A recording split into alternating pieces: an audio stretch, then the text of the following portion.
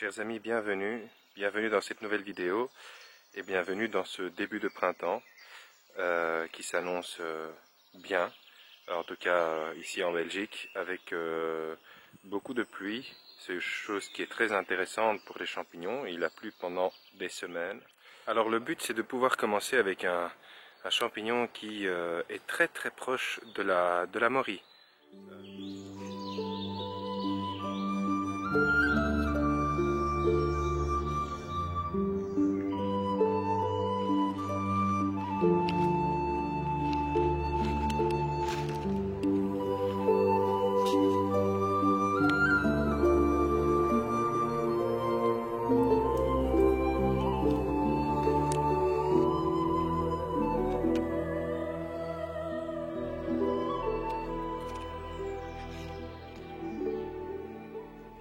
Est-ce que certains d'entre vous se sont déjà demandé ce qu'est réellement un champignon?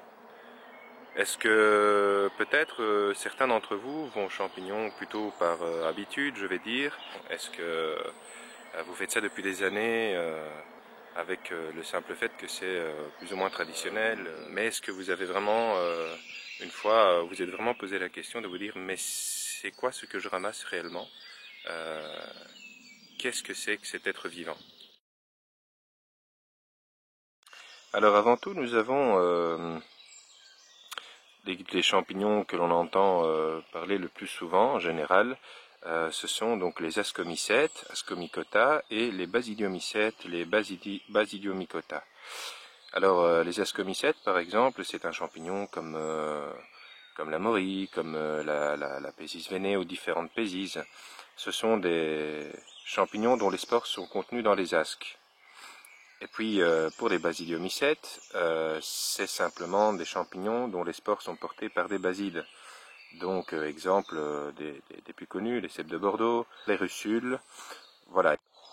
Alors pour le cycle de vie d'un champignon, eh bien le champignon ou le carpophore sort du sol, de la terre. Donc à partir de ce moment-là, une fois qu'il est à maturité, il relâche les spores dans les airs.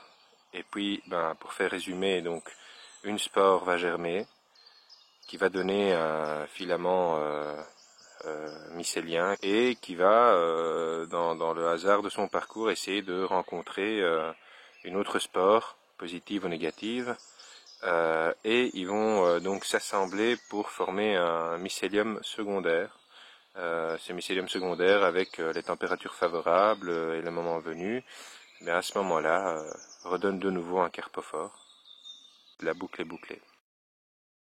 La particularité de la Pésis vénée, déjà c'est que c'est un très bon champignon.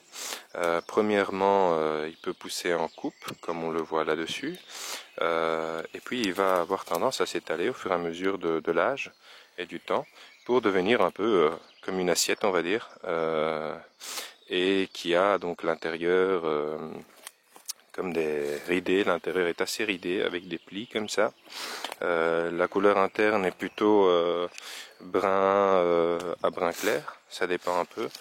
Et l'extérieur est plutôt clair, blanc crème.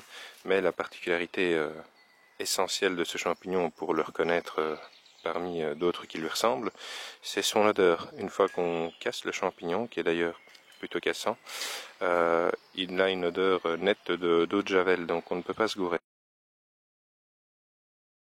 Qu'est-ce qui nous indique l'arrivée du printemps? L'arrivée du printemps, c'est le bourgeonnement des fleurs, des plantes, aussi des arbres. Bon, évidemment les températures qui montent, le dégel, même si on n'a pas eu de gel réel, je veux dire, et constant en Belgique, ni même de neige, pas des masses en tout cas, pas longtemps.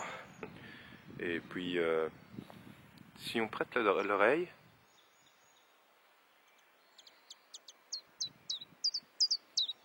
ce sont les tchif-tchaf du Puyo veloce. Alors le Puyo veloce, c'est un élément, c'est un oiseau très déterminant pour le printemps, le début du printemps, parce que c'est à ce moment-là que lui arrive dans nos bois ici, dans nos forêts, et qui commence à chanter évidemment, de se faire entendre. Donc le tchif tchaf, ça veut dire le printemps est là, il arrive, parce que moi je suis là.